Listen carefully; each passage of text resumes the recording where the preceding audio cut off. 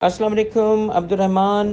बिल्कुल एक्सप्लेन करता हूँ बेटा कि सेल्स टैक्स में जब हम आउटपुट टैक्स फाइंड करते हैं और उसमें से इनपुट टैक्स लेस करते हैं तो इसका तरीक़ेकार क्या होता है। मैं थोड़ी सी वजाहत कर देता हूँ। सबसे पहले तो आपने जो मेरा मेथड है उसको अगर नहीं देखा तो मेरी जो समरी लेक्चर्स हैं इस पे exam focus summary lecture, sales tax का समरी लेक्चर नंबर 1 है ही पूरा प्रैक्टिकल के मेथड पे कि किस तरीके से उसको सॉल्व किया जाता है। तो उसको देख लो अगर टाइम मिले, नहीं तो मैं आपको अभी एक्सप्लेन करता हूँ, आप इसी से आपकी क्वेरी सॉल्व हो जाएगी।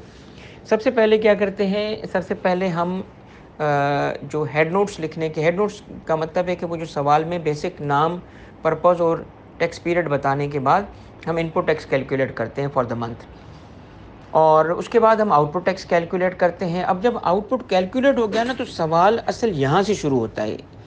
इनपुट आउटपुट ना बच्चों वाली बातें ये सब कर लेते हैं, असल सवाल आता ही वहाँ से जहाँ से आप परेशान हो रहे हो, जहाँ से आपको प्रॉब्लम आई है। तो अब तरीका सुनिएगा। अब हम क्या करेंगे, अब हम नेक्स्ट स्टेप में एडमिसिबल इनपुट टैक्स निकालेंगे। आउटपुट के बाद एडमिसिबल इनपुट टैक्स। अब ये एडमिसिबिलिटी ऑफ इनपुट टैक्स आप main body of the question में भी अगर मैनेज कर सको तो निकाल सकते हो, जैसे वो सजेस्टेड आंसर करता है।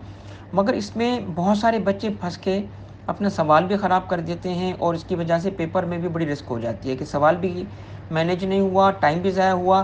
तो मैंने फिर बच्चों के प्रॉब्लम्स को आगे रखते हुए और रियल जो सेल्स टैक्स का, चूँकि ऑब्वियसली मैं काम जो है, मैं टैक्स कमिश्नर हूँ, तो यहाँ पे भी जो काम होता है उसको आगे रखते हुए तो प्रैक्टिकली आपके मसले को हल करने के लिए मैंने इसका अपना एक मेथड निकाला। और वो मेथड 100% बल्कि 1000% अथेंटिक है। बेफिक्री से आप उसको फॉलो करोगे, क्योंकि वो वही चीज़ है जो आईकैप का एग्जामिनर सवाल को सॉल्व करते वक्त अपने पास करता है मगर हमें दिखाता नहीं है।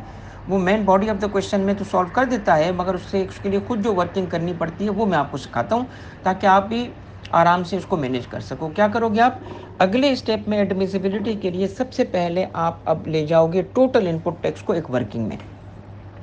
टोटल इनपुट टैक्स उठाओगे, वहाँ ले जाओगे, एक वर्किंग करोगे, और उस वर्किंग में सबसे पहले उस इनपुट टैक्स से दो चीज़ें माइनस करोगे।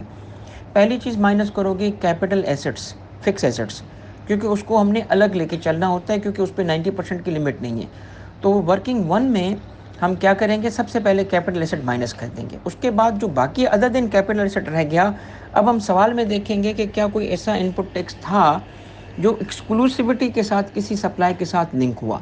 अब सपोज़ करो कि अगर वहाँ पे सवाल के अंदर वो टैक्सेबल के साथ कहता है 2 लाख एक्सक्लूसिवली टैक्सेबल सप्लाई में लगा, तो उतना इनपुट टैक्स 2 लाख की हद तक का इनपुट टैक्स आप माइनस करोगे। या अगर वो कहता है कि जी एक्सक्लूसिविटी के साथ एग्जाम्प्ट में यूज़ हुआ या ज़ीरो रेटेड में, तो किसी भी सप्लाई से, चाहे टैक्सेबल, एग्जाम्प्ट या ज़ीरो रेट के साथ, एक्सक्लूसिविटी के साथ अगर सवाल में कोई गिवन है तो फिर इसको माइनस करेंगे। तो क्या चीज़ें माइनस हुई, टोटल इनपुट टैक्स हमने वर्किंग 1 में लाए और उसमें से पहले फिक्स एसेट माइनस किया, फिर हमने एक्सक्लूसिवली एलोकेट होने वाला इनपुट टैक्स माइनस किया, अगर कोई एलोकेशन था तो, नहीं तो फिर कुछ भी माइनस नहीं होगा इसमें।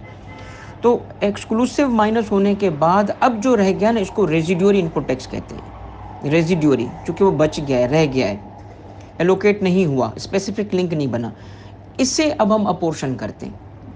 अपोर्शनमेंट के लिए हम जो फार्मूला यूज़ करते हैं वो सिंपल अपोर्शनमेंट वाला ही है कि जितनी सप्लाई की टाइप्स होंगी, जितनी भी, चाहे 1 हो, 2 हो, 3 हो, यहाँ पे मैं 1 2 3 इसलिए बोलता हूँ कि मैं ज़ीरो रेट को अलग काउंट करता हूँ अपोर्शनमेंट के लिए, वरना सप्लाई की 2 किस्में हैं, टैक्सेबल और एग्जाम्प्ट, मगर टैक्सेबल की 2 किस्में हैं, नॉर्मल स्टैंडर्ड रेट और ज़ीरो रेट। तो इस वजह से ये 3 में जब बोलता हूँ तो ये अपोर्शनमेंट के लिए बोलता हूँ।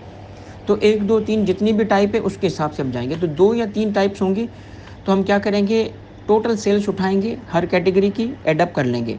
तो वही जो बेसिक अपोर्शनमेंट फार्मूला है उसकी बेसिस पे अब हम 2 इनपुट टैक्स को अपोर्शन करेंगे। एक हमने जो ये बच गया, और फिर हम देखेंगे फिक्स एसेट को कि कई सवाल में फिक्स एसेट को एक्सक्लूसिविटी के साथ किसी सप्लाई से लिंक तो नहीं किया गया था।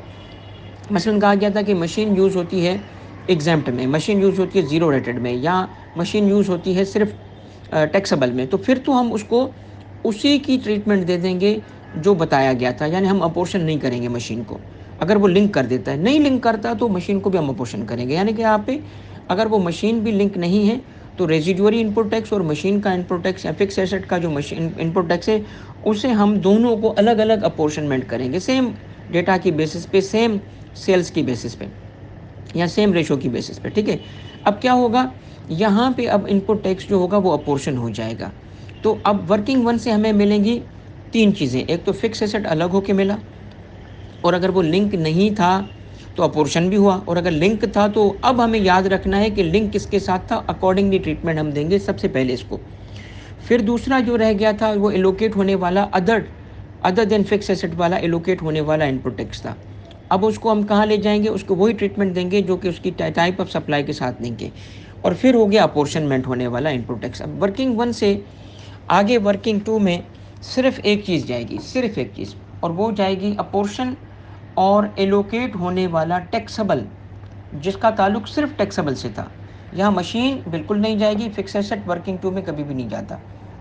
ورکنگ ٹو میں صرف اور صرف ٹیکسبل سے لنک ہونے والا وہ ان پٹ ٹیکس جو کہ ایلوکیٹ ہو کے ایکسکلوسیوٹی کے ساتھ لنک بنا، یا پھر اپورشن ہو کے اس کا حصہ جو ہے وہ ہوا اپورشن ہوا ٹو ٹیکسبل، یہ دو چیزیں جائیں گی، اور وہ جائیں گی کہاں پہ، ورکنگ ٹو میں۔ ورکنگ ٹو میں یہ دو چیزیں جب ہم لے گئے ورکنگ ون سے، تو ایک چیز اور سوال میں گیون ہوتی ہے، وہ broad forward input tax ہوتا ہے، وہ تیسری چیز اس میں ورکنگ ٹو میں ایڈ کریں گے۔ تین چیزیں ایڈ ہو گئیں، ایک ایلوکیٹڈ ٹو ٹیکسبل، ایک اپورشن ٹو ٹیکسبل، اور ایک broad forward input tax. ان تینوں کو ملا کے کہتے ہیں ایکیومولیٹڈ ان پٹ ٹیکس، اسے کہتے ہیں ایکیومولیٹڈ ان پٹ ٹیکس۔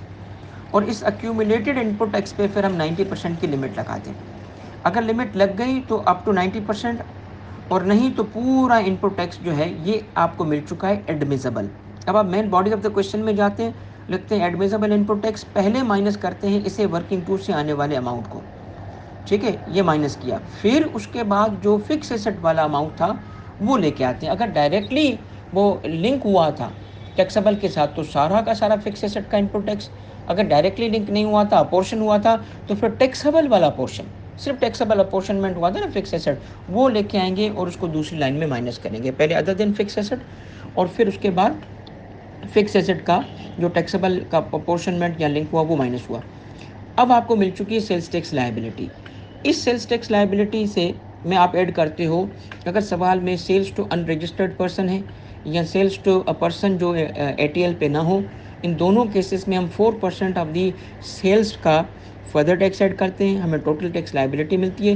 ایک چیز اور نوٹ کرنی ہوتی ہے کہ سوال میں کوئی پینلٹی تو نہیں ہے، ڈیفالٹ سرچارج تو نہیں ہے، کیونکہ ٹیکس پیئر پہ اگر کوئی پینلٹی لگی ہے سیلز ٹیکس ایکٹ کے تحت یا ڈیفالٹ سرچارج چارج ہوا ہے، یہ دونوں بھی لائبلٹی میں ایڈ ہوتے ہیں، تو یہ ایڈ کر کے ٹوٹل سیلز ٹیکس لائبلٹی ملتی ہے۔ اب ہمیں ریفنڈ شو کرنا ہوتا ہے۔ ریفنڈ کہاں سے آتا ہے؟ ریفنڈ آتا ہے ورکنگ ون سے۔ ورکنگ ون میں اگر کوئی ایلوکیٹڈ ٹو زیرو ریٹڈ ہوا تھا وہ سارا ریفنڈ ہوگا، اور ورکنگ ون میں جو اپورشن ہم کرتے ہیں ٹو زیرو ریٹڈ یہ اور ایلوکیٹڈ اگر تھا تو وہ ملا کے ہم یہ ریفنڈ کو شو کرتے ہیں کہ سیلز ٹیکس ریفنڈیبل، اور ورکنگ ٹو سے ہمیں کیری فارورڈ اگر ان پٹ ٹیکس ہوا تھا تو وہ دکھاتے ہیں۔ تو تین چیزیں ہمیں ڈکلیئر کرنی ہوتی ہیں، ٹوٹل ٹیکس لائبلٹی، ریفنڈ اور کیری فارورڈ، یہ پورا پروسیجر ہے۔ اور اگر اس میں تھوڑا سا بھی اگر آپ کو کہیں پہ بھی جو ہے وہ لگا کہ یہ چیز مجھے نہیں سمجھ آئی تو آپ مجھ سے پوچھ سکتے ہو دوبارہ، اور میں ضرور ریکمینڈ کروں گا وہ بچے جن کا سیلز ٹیکس کے اسٹیپس کلیئر نہیں ہیں، تو میری جو ایگزام فوکس سمری لیکچر ہے 1 سیلز ٹیکس کا 1، وہ صرف اسی چیز پہ جو میں نے ابھی آپ کو ایکسپلین کیا، وہاں پہ میں ویژولی وہ پورا چارٹ بھی دکھا رہا ہوں، اور میں نے اس پہ اسی میتھڈ سے سیلز ٹیکس کا ایک پریکٹیکل کر کے اور وہ سالو بھی کرایا ہے۔